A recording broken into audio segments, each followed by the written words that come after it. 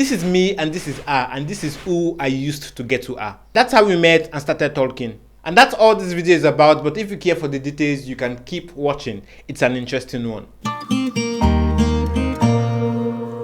So backtrack to 2017 when we resumed university. My set was such that we didn't write Post-UTME. Post-UTME is like the entrance exam into the university. Alright, ours was calculated using our JAMB score and our WAEC or NECO. I think they had 50 for JAMB, then 50 for either WAEC or NECO. So I had a round of this lady who had the highest cumulative score. I mean, a JAMB and a WAEC. It was interesting to me. I was usually very intrigued by brilliant-minded people. I think UI even published it that year. So I went on a journey to finding out who this lady was. And something interesting happened.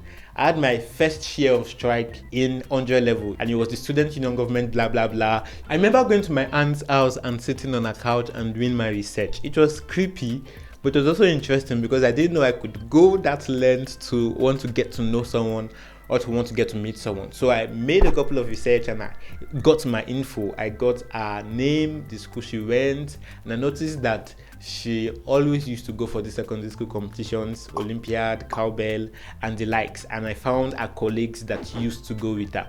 This game must be really good. So I got a number from a coursemate who happened to be a friend of ours, and I texted her, and so it began.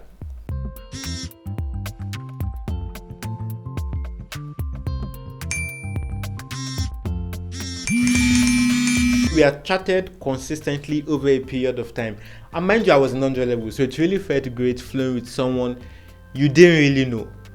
Then I messed up.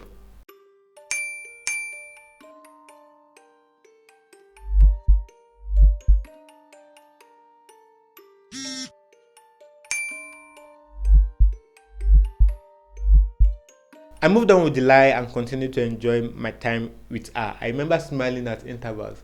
How could someone be so sweet and receptive to someone you didn't even know? So after a while, she did something. She texted Mr. B and asked him if he knew me. And Mr. B said no. He broke the guy code. How would you betray a friend? And that was the end of it.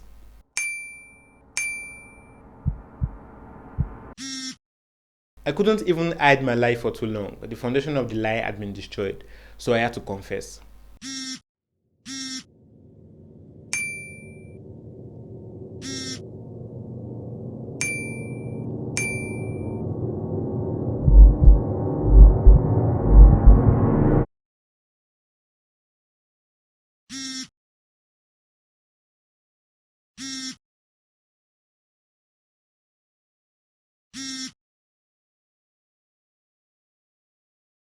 So she definitely got annoyed and took a strike for a few days. I promise you it wasn't the best feeling in the world. So after a while, I'm not so certain how long, but it wasn't long at all, she responded.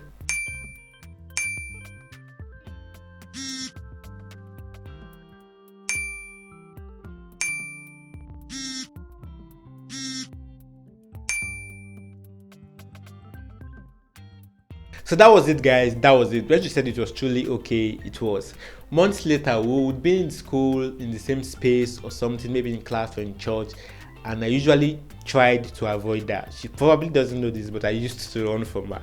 We have been very good friends since then, and I will give it to a simple act of forgiveness. Simple. I'm not claiming to know how easy it was for her, but I appreciate the fact that she was able to. You know, one tricky thing about starting on the wrong foundation is that it becomes very difficult to correct it from then on. I mean, the guy or the girl now finds it difficult to trust you. I'm not saying it's impossible, but it becomes very difficult. Thank God for forgiveness and a large heart. You know, before I was able to share this story, I had to ask her, and here was her response.